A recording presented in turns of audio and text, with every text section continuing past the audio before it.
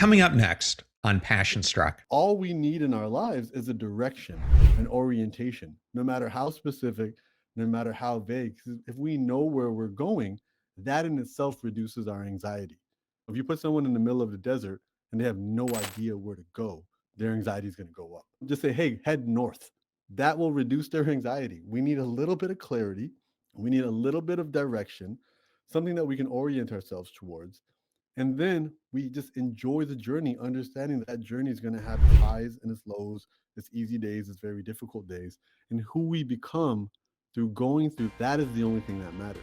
Welcome to Passion Struck. Hi, I'm your host, John R. Miles, and on the show, we decipher the secrets, tips, and guidance of the world's most inspiring people and turn their wisdom into practical advice for you and those around you. Our mission is to help you unlock the power of intentionality so that you can become the best version of yourself. If you're new to the show, I offer advice and answer listener questions on Fridays. We have long-form interviews the rest of the week with guests ranging from astronauts to authors, CEOs, creators, innovators, scientists, military leaders, visionaries, and athletes. Now, let's go out there and become Passion Struck.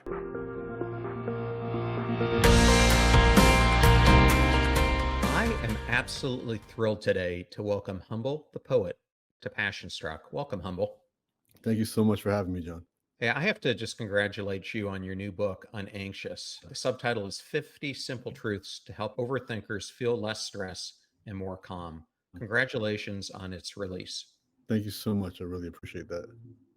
We're going to be diving more into the book throughout our conversation today, but I love to open these conversations with a thought-provoking question.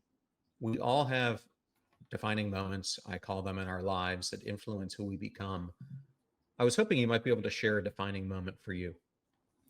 Yeah, so in 2010, I decided to walk away from my stable career as an elementary school teacher to pursue my creative itches. At the time, I thought I was just a mediocre teacher. And when I was creating art after work, I was known as the tough one, the guy who was getting everyone to work extra hard and put in the extra hours. And it really helped me differentiate. Oh, maybe I'm not lazy, I'm just doing the wrong thing. And I realized it was one of the first instances where I was able to give myself grace through observing myself and picking up on my patterns and being my own cheerleader to encourage myself to pursue a life that felt more authentic. And it was definitely not the easiest leaving a job and starting from scratch as a creative, but definitely it was one of the largest turning points in my life where now as I live and have such unique, beautiful experiences, I wonder, what if you didn't pull that trigger? You hadn't done it. So that definitely is one of those moments in my life that really changed everything, not just in my external world, but also in my internal world in terms of how I viewed myself and how I treated myself. Well, thank you so much for sharing that. And I have to say, when I think about myself, I've never really considered myself to be a teacher. In fact, it's something that I really feel like I struggle with. How do you come up with the lesson plans? How do you make sure that what you're saying is really reaching the audience? And I think one of the things I did when I first started this podcast is I felt like I was talking at the audience instead of talking with them and bringing them Mhm. more into it so they felt the emotion and there was a deeper connection. And I still have a long way to go, but it's those who do it well. It is such an important art for people to understand. So I'm just grateful you were a teacher and trying to help shape lives because Lord knows we need good teachers. Most definitely. And it's such an interesting position to be in because a fraction of the job is the teaching. And if you start thinking, going back to your own memories and thinking about your favorite teachers, you don't remember much about what they taught. It's really about if they made you feel seen, they made you feel heard, and how they made you feel about yourself. And I think that was a big valuable lesson because I went in thinking that, ooh, I love learning and I want to be a lifelong learner, and this would be a great environment for that. And then I realized this wasn't just going to be a knowledge base. It was not to fill anybody's head with knowledge, not mine, not theirs. It was to light a fire in both them and I. And as you said, there's talking at an audience, talking to an audience, just talking through an audience. And it really is when we introduce emotion, vulnerability, honesty, is that when we build that authentic connection, which is a two-way street, even with a platform like a podcast where we may not be able to have the conversations with the people on the other end, we can still create a two-way street of connection. And I think that's the most important part for us to learn and grow with each other. So, Hummel, this isn't part of anything I scripted out for today's discussion. I have to go a little bit deeper with you here because I think it's an important topic. You just brought up something so important. You said, as a teacher, one of the things that you're trying to do is to make the kids feel seen, to feel heard, to feel significant, which is the essence really of mattering. Yes. And when I think about schools today, and now my kids have grown up, they're 21 and 26, but I remember as they were growing up and going through the school system, it just seems like in so many ways they're being conditioned to do the opposite in so many ways. We have standardized tests that break people of being creative. We kids, instead of feeling comfortable about speaking their mind and giving the answer that comes top of their head and being inquisitive, get conditioned to give the answer that they think the teacher wants to hear, or they're embarrassed to do it in front of their classmates. And I could go on, but I'd love your perspective on this. It is really interesting because you start to realize that the structure of the school, the classroom, the clock, the hierarchy in terms of your teachers, your principals, a lot of it really feels industrial. And you start to realize you're like, oh, this is really, you're preparing children for society, but really what society is an economy. You're preparing them to contribute to an economy, not contribute to a community. Our communities have become so big. We live in cities of millions of people now that we can't have these deep connections with our village, with the people, even in our own neighborhoods. And what ends up happening is in school, it's about, okay, let's get these basic lessons taught. Let's reward people with very specific learning styles. We're rewarding behavior that works well in a workplace. We're rewarding behavior that works well for somebody who's looking for a salary and 2 weeks off per year. And there are so many different learning styles, and people absorb the world in so many different ways. Some people, a simple example would be if you want to teach children 2 plus 2 is 4, some kids you can just write it on the chalkboard and they'll get it. Some kids you're going to have to give them a bunch of Cheerios to play with and manipulate, and they have to get that structure that way. Some people you can just tell it to them and they'll understand. There's auditory, there's visual, there's kinesthetic. And when you start to fill up a teacher's classroom with 35 kids, they don't have the bandwidth or the resources to approach each individual student the way they need to be approached. And then you start to recognize that some of the success and the failures with individuals as they grow up really has to do with a world just not being designed for them in the way they are. And that really robs us of some of the most important things that we need, which are soft skills. I'm sure you recognize it too, just being able to work with people, making friends, cooperation, coexisting, sharing. All of these they have such an important value, not only just to society, but even if you're working your job. At some point, everyone's got the same resume and they're gonna hire the person they want to see every day. And I think we really realize that a lot of this is really based on feeding something that may not be as important as we think it needs to be. As I said, the standardized testing, the reading, and we're not updating it. We're not updating it for the fact that there's a calculator in our phones. We're not updating it for the fact that AI exists or YouTube lessons exist. And it's a really interesting thing that I think individual parents have to take a look at when it comes to preparing their kids for the world. I think you and I have both understood in our entrepreneurial journey that you got to learn as you go and you got to constantly learn. There's no finish line. Amen to that, brother. Yeah, there's no paperwork. And the analogy that I use is the zoo and the jungle. And it's like, even when I was working in the school, I felt like I lived in a zoo. I felt like I was in a cage. Every 2 weeks, someone gave me my food, but I was trapped in a cage. And then when I left the safety and security of a job, I moved to the jungle. And I was definitely more free and I could go wherever I want, whenever I wanted. But that cage that held me in was also protecting me from predators. And it was also providing me food that I had to find myself. And there was a couple of years it took for me to adjust to it. But I'm grateful I did, because I think, and I'm sure you can attest to this again as an entrepreneur, there are no more curveballs that we're not prepared for, because every day is a curveball. All we're doing is practicing our swing to deal with the curveballs of life. And I think in the new world that we're in, that's probably one of the most important things that we can teach younger children is resilience through challenge, and the simple idea that the world will never get easier, you can only get stronger, and have them correlate that to the societies we live in, where every single product being sold to us is sold in the name of convenience. This will make it easier to get your food. This will make it easier to watch a movie.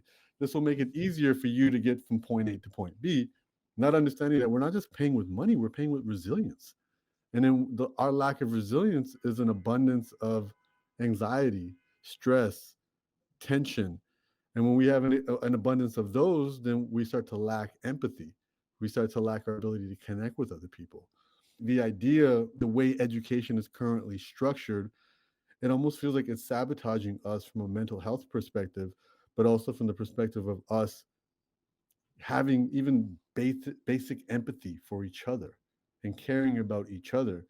And hyper individualism is great for those who want to profit, but it's not so good for us to be excited about getting out of bed in the morning. Yeah, to me, it's almost like we become very good at preparing our kids to be controlled because all the systems that you're talking about are trying to control us, control our attention, control our buying habits, control the type of clothing we want, control the type of car we want. It's Yes. all a control mechanism. And when we give up our creativity and our free thinking, a lot of that goes to the wayside. Even governments control us. Absolutely. And I think the important thing to recognize as well is, especially during the pandemic, how much did we rely on creativity to keep our lips above water? We were listening to podcasts, we were watching Netflix, we were listening to music, movies. These are children that never grew up creating this. And we depended on that. We depend on music when we're stuck in traffic. We depend on these things, and we should value them accordingly. This stuff isn't just here for fun. It is a necessary part of our system. It's a necessary part for our mental health and our ability to get through the day. And it can't just be for entertainment. It has to be storytelling, because as a species, that's how we progress. We write our stories, we share our stories, and we learn from other people's stories. That's great. And I want to direct us back to Unanxious, your book. And I really found it interesting how you started it with a powerful grounding exercise. Unclench your jaw, gently take your tongue off the roof of your mouth and let it rest. Why did you feel it was important to start the book that way? Because when I was going through my research, and I came across some of these activities, it's almost presumptuous to assume that somebody needs to unclench their jaw and take their tongue off the roof of their mouth, but that's where it's already at. It's this the idea of the body keeps score. It's our bodies are already compensating for the stress and the tension that we're feeling. And I wanted to meet people where they're at and say, look, we're all going through a difficult time. And it's important that you understand that I see where you're coming from. And I'm not here to promise you magical inner peace for the rest of your life. What I'm here to do is start a dialogue with you and address some of the despair that we all feel. Despair meaning the hopelessness when we think we run out of options. This book isn't a magic pill to rid people of anxiety. This book is a book full of options that we may not have considered to manage our emotions more effectively and navigate this world, which is getting heavier and more challenging every single day. So it was important for me to start it where I felt I was already meeting people. My big question that I was asking myself as I was writing this book, because I wrote it selfishly to address the anxious feelings I was having around circumstances in my life, it was, what does a white belt in anxiety look like? What does somebody who is just, we all have anxious feelings, not all of us have realized it yet. And my question was just like, how do I meet somebody at the very beginning? And it was this idea that we're viewing anxiety as some sort of condition, I have in that same chapter, anxiety isn't herpes, it's not dandruff, it's not a condition that you need to cure. It's a signal. It's like hunger, or something that we need to pay attention to. It's something that, when it's tuned correctly, is one of our greatest gifts. It's on our team. And it was really important for me to recognize that all of us are dealing with way more than we should be dealing with. And I wanted to approach that with grace and respect, so the reader understood that, look, we're all in the same boat. Let's go on this journey together. I'm still on the journey and I'll forever be on this journey. And if we go through it together, I'll take the first steps by being vulnerable and open about it. And let's see if we can improve together as a collective. Yeah, what you just said reminded me of one of the lines that really stuck with me. And that is, you wrote, I hate that you had to pick up this book. And I think we all hate that we have to pick up the book, but anxiety has become such a universal struggle affecting all components of life, from the oldest people in society to Gen Alpha.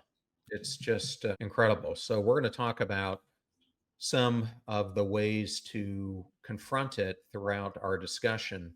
But I wanted to go back to something you were talking about earlier. I happened to interview Dr. Sandra Matz, who's a professor at Columbia, and she wrote this recent book about digital psychology. And she starts her book out by talking about how she was born in a small village in Germany, and Mm. everyone in this village knew everything about her. Like when she lost her cat, everyone knew about it. When she got into a motorcycle accident, for better or worse, everyone knew about it.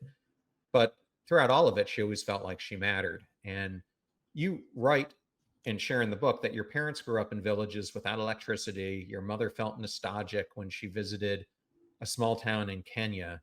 And that sense of belonging to a tight knit community is something that, as you brought up, now that we're in this global village, feel very disconnected from. How do you think modern isolation is contributing to our anxiety? It's something you and I talked about before we even came on the show. Yeah. And what's your advice to the listeners on how they can build community in their own life? I think there's a general statement about us as a species, is I think our outside world has evolved and changed significantly quicker than our biology has. We're not even biologically designed to consume some of the colors that we're seeing. These colors don't exist in nature. There's a supernormalness to them when we experience them. And if you think about the world that we live in, which is post-industrial, super modern, this is a world that's existed for maybe 300 years. And we as a creature in our form, we've been around for maybe 50 to 100,000 years, looking the way and having the biology that we do. And we, if we, for the majority of human history, we were always in smaller communities. We were in communities of probably 50 to 150 people. And we developed programming that put the needs of our village over ours, understanding that rejection would have led to our death, understanding that we are part of something greater than us. And then a lot of our modern day problems relate to the fact that we still have the software, but it doesn't work when you have a million people. You can figure out who the coolest kid is in your middle school if you got 300 kids, but you can't figure out who the coolest kid in Manhattan is if there's 11 million people here. And that does something. That discombobulates our ability to process information. And what happens with that, and you include this concept of, for the needs of the economy, we're being pushed towards a culture of hyper individualism. I think the first thing that I would love to say to the audience is, understand your need for authentic connection with real people in real life. It's a non-negotiable. We need each other. We need each other. Not that we want, we need each other. And it's our responsibility to create these connections. And it's really important to understand that modern society has provided us with fast food options. Just like eating fast food. Like if you're hungry, you can eat fast food and it'll be quick, it'll be cheap, it'll be easy. And obviously, it'll be really delicious because of all the flavoring they put in. But if you eat it long enough, you start to realize, wait, I'm still lacking nutritional value. We can't replace nutrition with something that's just delicious. And we have fast food versions of connection, being on our phones. We have fast food dating apps, watching television, living through a screen. These are fast food versions of things. People encouraging us to feel sorry for ourselves, self victimhood. That is pretty much developing a fast food connection with yourself, saying nobody understands what I'm feeling except for me. And it temporarily scratches that itch for connection. And what we have to understand is community, authentic community is really important. And I cite in the book just even the way we have urban planning. The amount of lanes between where you live and across the street determines how often you'll cross the street to even see your neighbor over there. And this is the part that's important. When we have connection, we build more empathy, we have more opportunities to be seen. I'm fortunate here in New York City, I have a really cute puppy. So when I'm not with her, people aren't looking at me, but when I'm with her, everybody remembers her. And that encourages a lot of different conversations. A lot of local businesses know her. For her, every day is Halloween. She's walking into stores, getting free candy, free doggy treats, etc. But I think from this concept of us building connections and needing each other, it's really important that we prioritize connecting with people in ways that feel authentic to us. We often try to fit in, and we often have to. Maybe we have to fit in at work, we have to fit in at school, we have to fit in certain social circles. But figuring out where we authentically belong will give us a feeling that will scratch so many itches that we won't find ourselves spending too much time chasing these fast food distractions. Yeah, as I was thinking through all the stuff that you were just saying, one thing that I have learned that I think is so important for people to understand is we've gotten to this point where we think connection, our bonds are earned. And what people don't realize, they're not earned, they have to be built. And when you don't take the effort to build them, they collapse. And that is what has happened is over time they have collapsed, and this constant pressure for individualism that you brought up, that all the social networks are just driving down our throat, is just making it worse. Absolutely. And piggyback off that, they have to be built and maintained. If you build a bridge between you and someone else, you got to clear the debris every now and then.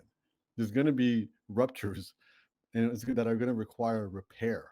And again, we're in such a predicament where all this convenience is being provided to us and sold to us that when we hit these moments of challenge, we're like, well, I can just swipe right and find a new date, or I can just go hang out with another friend. And it's something that I don't blame anybody for feeling because it's a challenge. Whenever we hit a roadblock, there's an option of either getting some grit and pushing through or just bouncing off of it and moving on to the next thing. And in a world where everything is becoming hyper disposable, it makes us feel hyper disposable and it makes others feel hyper disposable, which again severs connections or minimizes our motivation to build a connection with others. Yeah, it just strikes me that when I think about the early days of the Biden administration, he was really pushing for an infrastructure bill to fix the infrastructure problems that we have throughout the United States, meaning bridges that haven't been taken care of for decades, roads that have potholes in them. And I don't know if anyone's driven across the country lately, but there are a lot of roads that are in really bad shape, bridges, other infrastructure. And the same thing comes as you're talking about to our relationships. If you don't keep maintaining that infrastructure, what's happening to the infrastructures in America where you and I live start crumbling. Same thing. Absolutely. None of our greatest relationships will have a happily ever after. There's always going to be a day after, and that day still requires more work. And oftentimes we've just been signaled by content that was designed to entertain us, but now we think it's there to inform us. But no, you just find people, you just find that friend, and you guys are best friends for life, and no work is needed, and there'll be no ruptures. Or you find your soulmate, and you guys will just be perfect and happy and have no issues. Or you find that perfect job, or you find that perfect place to live. And it's no, this, the only promise is change. We're constantly changing, and that's okay.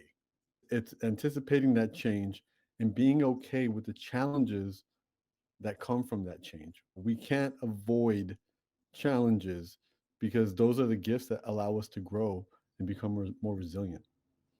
No, absolutely. So, Humble, one of the things you talk about in the book is the Unlearn project, which is based on this idea that learning is never ending.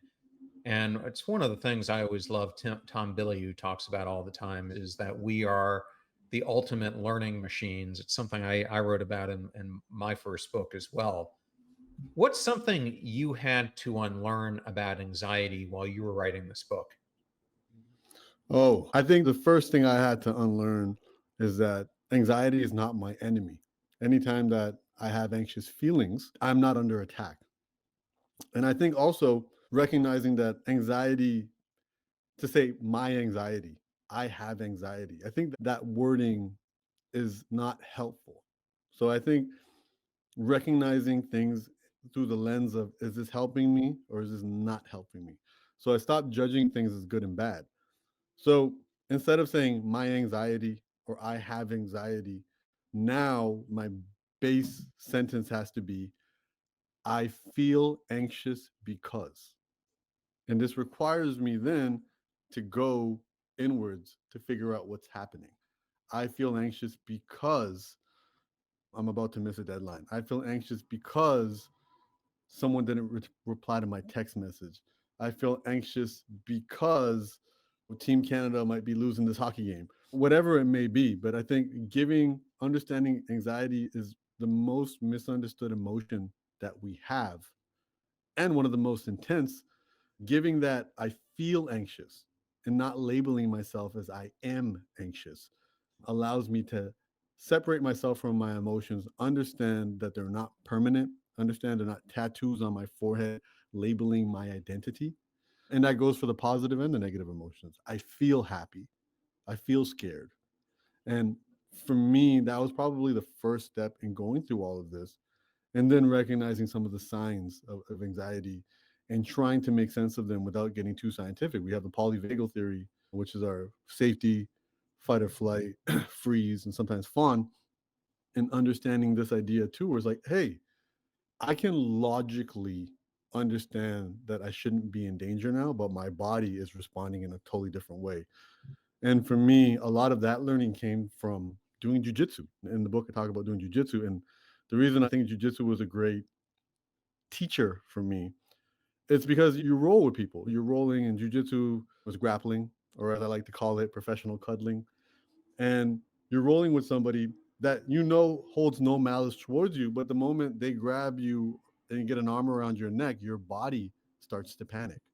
And it shows you a big separation within you between how your body responds to something and how your logical mind can. And very often when we are flooded with emotions, it's not our logical mind, it's not the prefrontal cortex that's responding, it's our survival brain, it's our amygdala.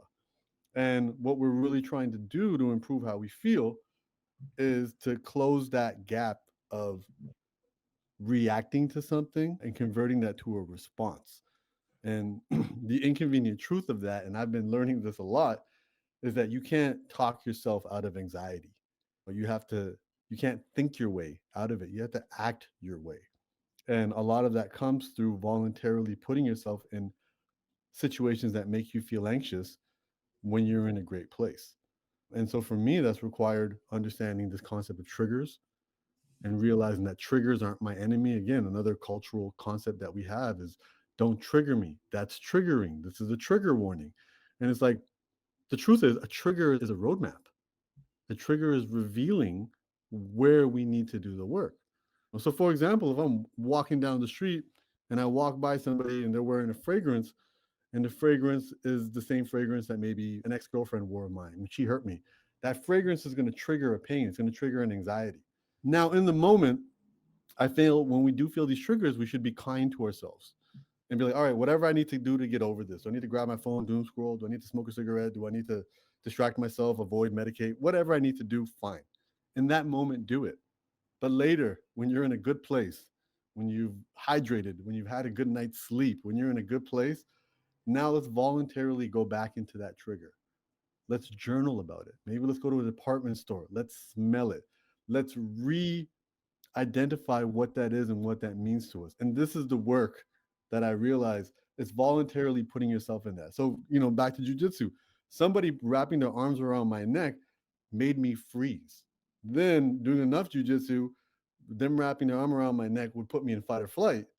Now that I've been doing jujitsu for a couple of years, my heart rate doesn't change. I stay calm and I can stay logical in those situations and be like, oh, he's trying to choke me. Does he have it? Is his elbow in the right place? And to me now it feels much more like a game. And it's the same way you throw a kid in the swimming pool. They're going to freak out the first time. Enough Yeah. exposure allows their nervous system to be like, hey, I'm not in danger. And a lot of the times that we feel anxious is because our survival brain says, hey, this rhymes with something that might be dangerous. And its definition of dangerous is so broad. Anything new, anything that kind of looks dangerous, anything that potentially harmed us in the past. And it really is the work that we have to do is to be like, hey, let's voluntarily put ourselves in these stressful situations. We talked about Wim Hof earlier. That's all he's encouraging us to do. Put yourself in some really cold ice water and watch your brain freak out, but stay in long enough until your brain's like, wait, we're not going to die. This is Yeah. okay.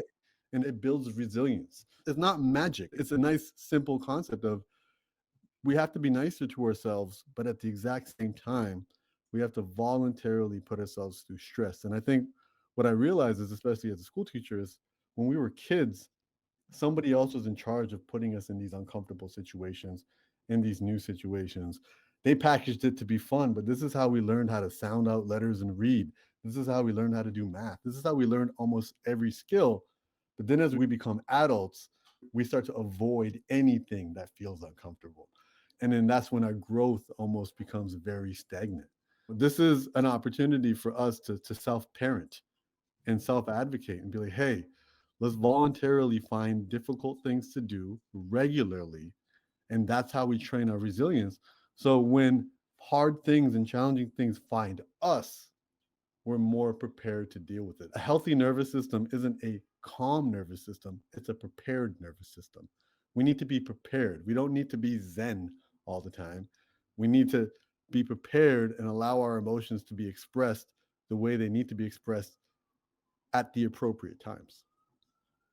Two of the quotes from your book that resonated with me with what you were just discussing are you share an analogy about a houseplant wilting under the sink, and you say you can water it all you want, but without sunlight, it's just wanting to die. And that really made me think about how much of our anxiety really comes from our internal struggles versus external environments that simply aren't nourishing us. But the other thing it made me really think about is one of my favorite quotes was this: you're not anxious, you're just living in an anxious world. How you touched on this a little bit, but if you could share or unpack like one big idea for the audience, how do we navigate an environment that constantly feeds our stress? So I'll say it bluntly, the world is a dumpster fire. It's not your fault. And there is nothing wrong with you for feeling anxious while existing here. Okay. It is not a failing to feel anxious in this current modern world that we're in. This is not your fault. And I think very often we internalize our challenges like, oh, no, no, I should be able to handle this. Everybody else around me is doing so well. And it's no, we're all trying our best to deal with this dumpster fire of a world.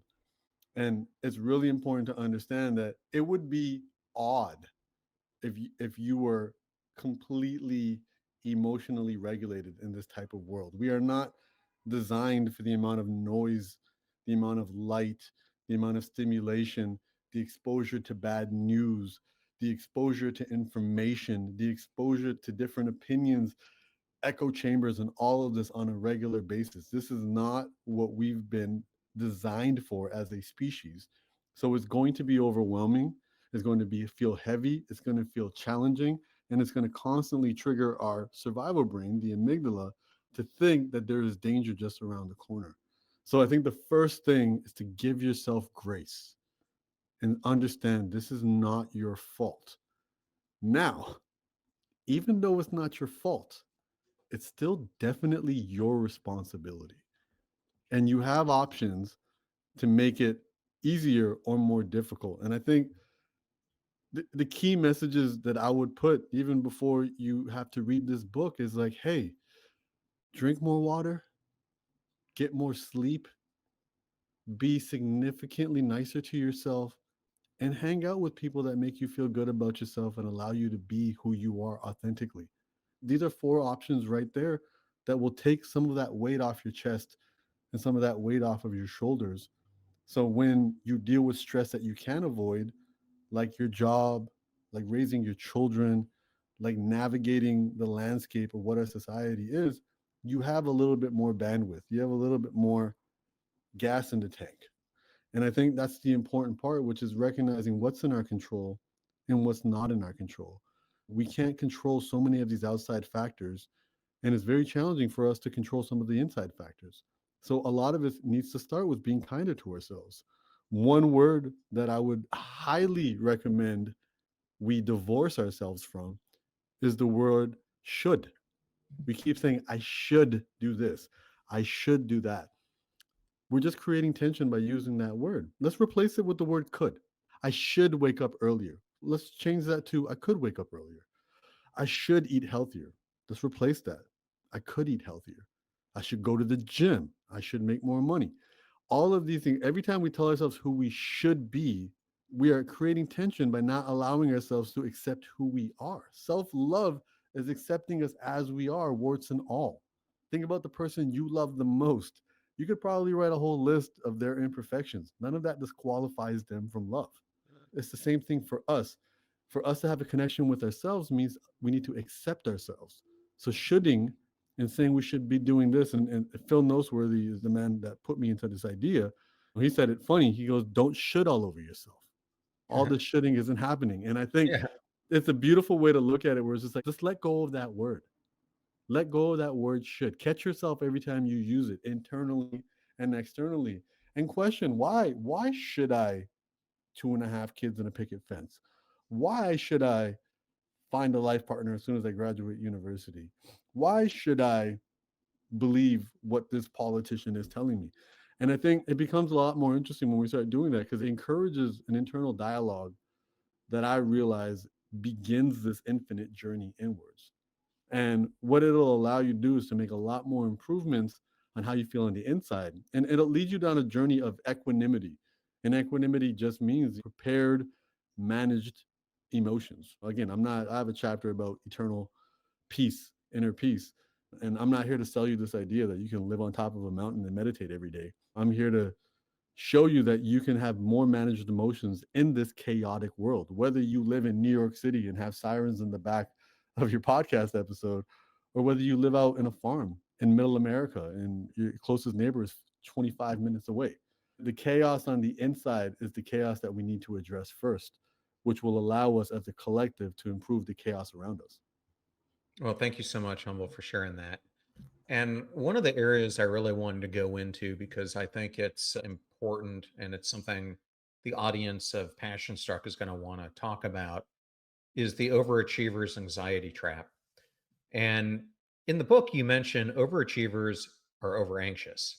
And I think a lot of people who are listening right now are like, yep, that's me.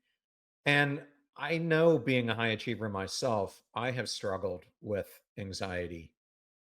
Well, one thing I really like that you touched on is you write, not reaching for success. We're often just trying to fail. And I think that's a really important aspect of why we become over anxious. How does that fear of failure fuel our anxiety? And what's a better way to, to redefine success? Absolutely. So I lived in Los Angeles full time and part time for about 6 years. And there you meet some extremely famous, extremely successful people. And I, as a learner, wanted to see their drive, understand their drive, how they accomplish so much and still get up early in the morning and keep going. And I did start to realize a lot of that drive was an anxiety. There was something to prove, there was something to avoid. There was also a survival mode. They were in survival mode. It may not be survival for putting food on the table, but it was survival for relevance. Here in New York, I see a lot of people who are in survival mode for a lifestyle. So it's really not about succeeding, it's about this avoiding failure. It's kind of when we think about our families, sometimes we do so much work not to really make them proud of us, but just to get them off our back, just to not have to hear their little comments. And that's where the anxiety is, because at any moment it can happen. At any moment it can happen. So I think the first thing we have to do is we have to recognize and redefine concepts like failure. Failure isn't the opposite of success. Failure is the path that we pave to get to success. Failure and rejection show us what's not for us, what doesn't work for us. The most successful strategy to accomplish anything is trial and error. You try something, either it works or it doesn't work. Now, when we're kids and we do little science experiments, it's fun. We don't fall into emotional melancholy the moment we try an experiment and it doesn't work out the way we think it needs to. And we have to approach life the same way. We can be high achievers, but we have to, even the same thing, we have to redefine what success is. So there's a concept that I explore, which is having the impossible goal. Because the only value of a goal is that it sets a direction and an orientation for us. And the only rewards through achieving a goal isn't hitting the goal, it's not the finish line, it's who we become on that journey. So when we set an impossible goal, let's say, for example, John, you're like, I want 25 billion people to hear this podcast. Now, there aren't 25 billion people on earth, but what you've done is you've set a direction. You set a direction for what needs to happen for this larger goal to occur. And you also save yourself from the subconscious idea that I'm not good enough until I hit this goal. Because what happens is we say, oh, I want 1 million subscribers. You hit 1 million subscribers. You're never chasing the actual number of subscribers. You're chasing the feeling that you think you're going to get when you hit the goal. And then you hit the goal and you're like, wait, this wasn't enough, or I didn't get that feeling. And the truth that we entrepreneurs know is the only way to hit 1 million is to aim for 10. And the only way to get to 10 million is to aim for 100. So these will be milestones on this journey. So let's just skip all of that, pick something that is literally impossible, like wanting an audience that is larger than the population of the earth. And now we have a direction that we're headed. And I think that's the important part here, is because now we're no longer associating our worth with the success of a finish line. All we need in our lives is a direction, an orientation, no matter how specific, no matter how vague. If we know where we're going, that in itself reduces our anxiety. If you put someone in the middle of the desert and they have no idea where to go, their anxiety is going to go up. Give them, just say, hey, head north. That will reduce their anxiety. We need a little bit of clarity. We need a little bit of direction, something that we can orient ourselves towards. And then we just enjoy the journey, understanding that journey is going to have its highs and its lows, its easy days, its very difficult days. And who we become through going through that is the only thing that matters. Now, for me specifically, after hitting a couple of goals, financially, follower based, career wise, I think what I realized was authentically for me, my endless journey of success is how much can I minimize betraying myself? I don't think there will ever be a time where I can completely not betray myself, completely always be my authentic self, but just constantly working towards that idea. How do I further not betray myself? And because you sometimes realize somebody gives you a big check, that might actually be a golden handcuff that puts you in a situation that you actually don't want to be in.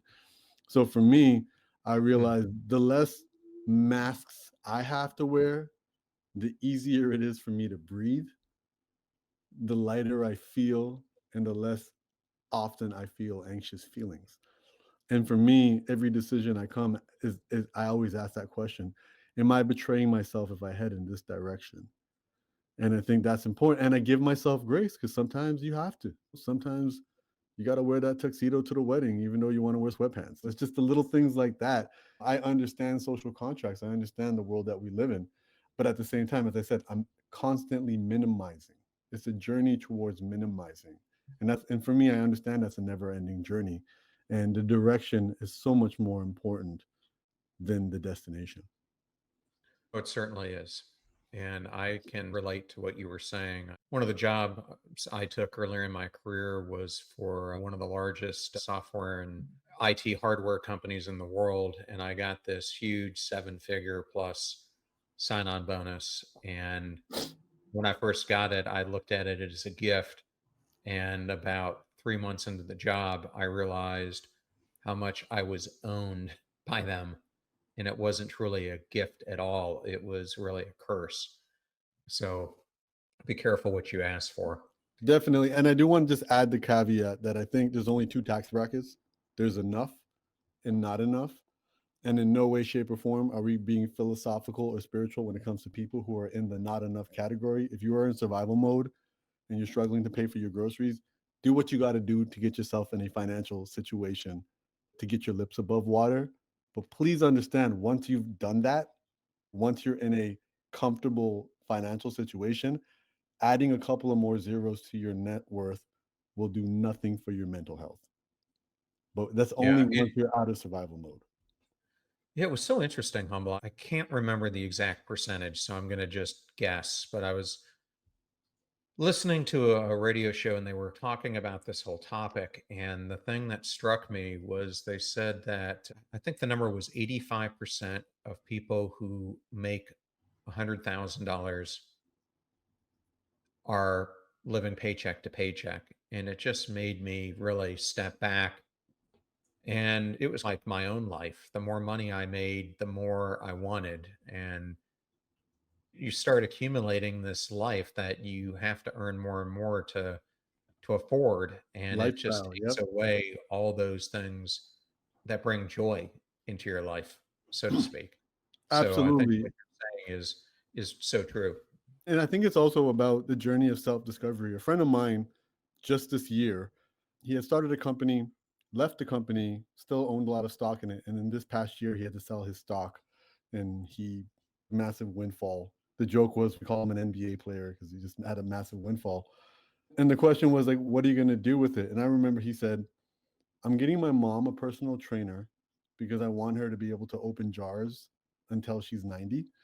He goes, I want to get a chef because I want to see if I can eat healthier. And he goes, maybe a Jeep. And it was just like these, it wasn't like diamonds in my teeth, a Rolex, a Lamborghini, penthouse in the sky. And it really felt like these purchases that he was making were really in alignment with what mattered to him.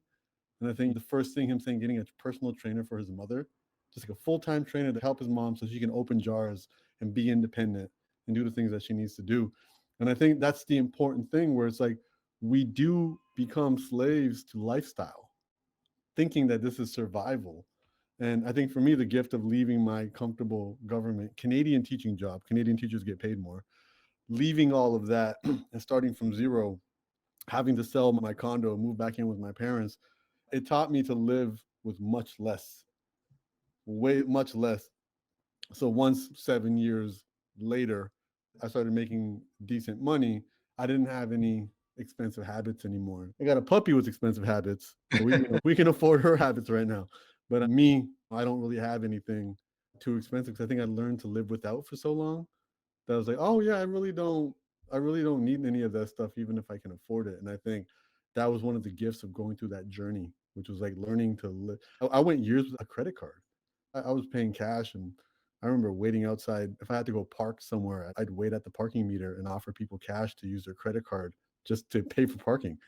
And those simplicities allowed me to learn my priorities. And I think when we know our priorities, our purpose, our direction, that does wonders for how we feel about ourselves. And then we stop looking outside so much and feeling the outside pressure to keep up because we know that's not in alignment with who we are. And being who we authentically are will take off so much tension, weight, and stress off our lives. Thank you for so much for sharing that, Humble. Last question I wanted to ask you before we wrap up is, if Unanxious had a thesis statement, one single idea that you hope sticks with readers long after they finish it, what would it be? There's nothing wrong with you for feeling anxious. It's completely normal. It's like goosebumps. It's like hunger. It is a normal part of this. It is just an emotion we have to do a lot more work to manage.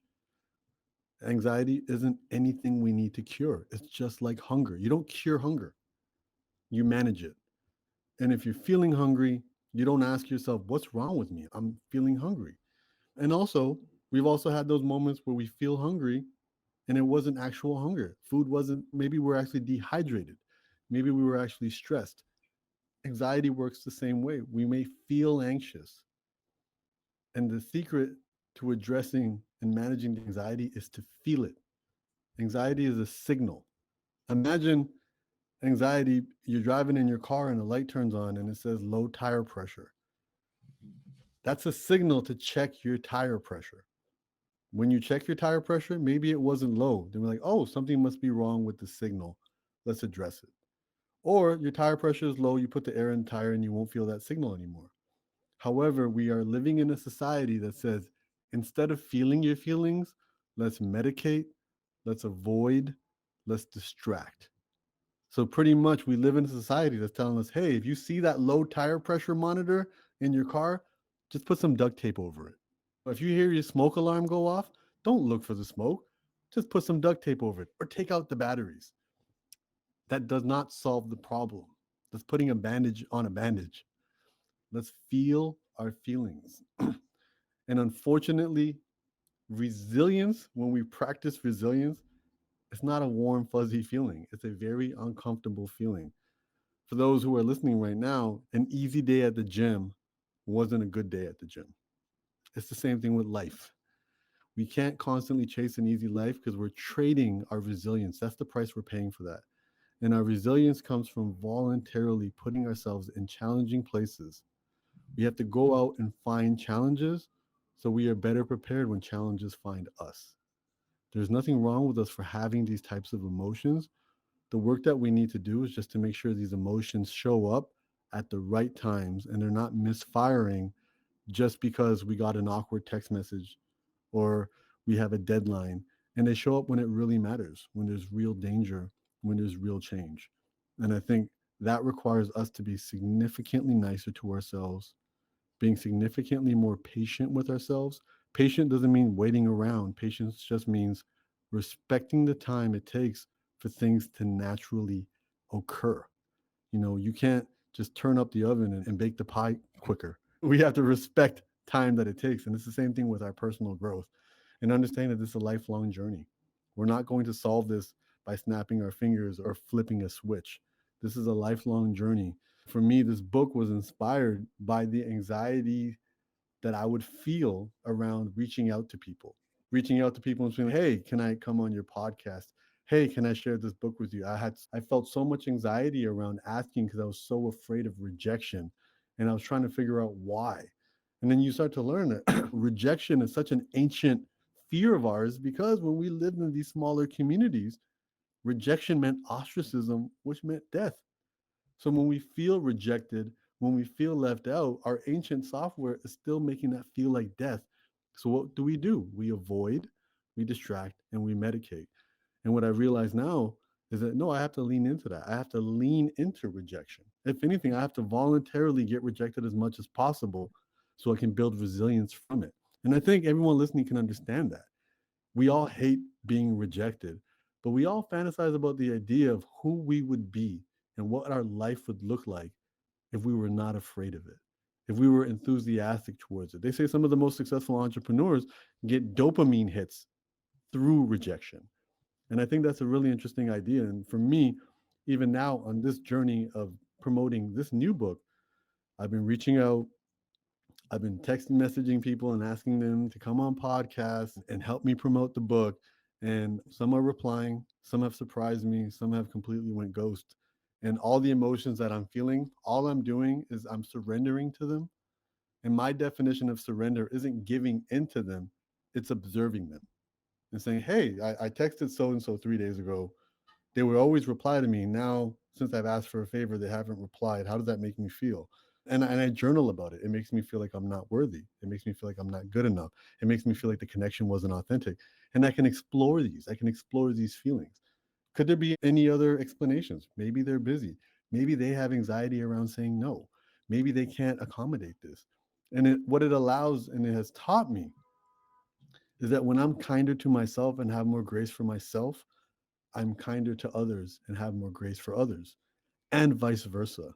And this was the reason this book was such an important mission for me.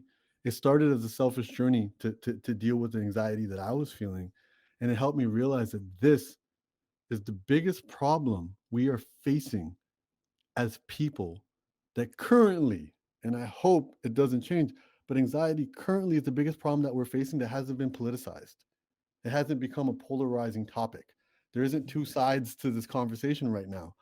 And it's everybody of all walks of life, no matter how you live, no matter what your political leanings are, we feel anxious feelings. And I realize is if we can address this as a collective, the anxiety that you're feeling isn't an individual problem. It is a societal problem, which means it's not going to have an individual solution. It's going to have a societal solution. And if we as people, as individuals and a collective address this, we are going to feel better as individuals and as a collective. And I don't think there's anybody, especially in this country, feeling like that we're united, that we're in a good place right now. And I think this is the first step to us feeling better in our own skin, in our own universe inside, and in the universe around us. I think that ties so well to how you end your book. You write, we may not have all the answers, but we can choose how we respond to life's uncertainties. So embrace the chaos and remember, life's too short to let anxiety steal your joy. Humble, I can completely relate to everything you just said because me getting on podcasts as my book was coming out was so much more difficult being a top podcaster than I ever expected it to be. So it Yes, must have brought you joy when I reached out to you. really did. And I really appreciate that. As I said, every time, this is my fourth book through the major channels. And every time you're always pleasantly surprised. You make a new friend, and this is us now. And at the same time, it goes the other way too, where you're unpleasantly surprised by others. It's a part of the journey. And as I said, it's a great practice for grace and acceptance and a wonderful opportunity to sit there and observe the chaos that goes on in your mind and in your body when you deal with rejection, when people say pass, when people may say, oh no, the story isn't interesting enough for us to cover. It's such an interesting thing where you start to realize the differences between worth and value and understanding how this game gets played. And it's been really interesting for me through my journey of self-love, self-acceptance, of recognizing how much of this journey I want to play. And some of the best advice I was given, and I'll share it with you and anyone else listening, is I'm just on a mission. You watch those heist movies, you watch Ocean's 11, and George Clooney just goes around recruiting people for the mission. That's all I'm doing here. I'm on a mission to help people better manage their emotions. And I'm reaching out to people to be a part of this mission. And some people have given me a thumbs up and they're like, you son of a bitch, I'm in. And everybody else is not. And that's okay. If they're not on the mission today, they may be on it later or they may never be. And I think that's completely okay as long as I'm being authentic to what matters to me. And that's part of this. And I've also been in this long enough to know that we have no idea how this stuff plays out. This book could sell 1,000,000 copies and it could be the worst thing that ever happened to me. It could sell 10 copies and I could be completely happy with. We don't know. We don't know how things play out anymore. And I think it's a fantastic opportunity in surrendering, observing, and adjusting my stake in the outcome. But I definitely, with all my heart, really appreciate you sharing your time and your platform with me to have this conversation. Well, Humble, my honor. And it was so incredible to have you here. Best of luck on the launch of the book. And I hope through this, we develop a friendship that extends beyond the podcast. Most So thank you definitely. so much for joining. Cheers. I appreciate it.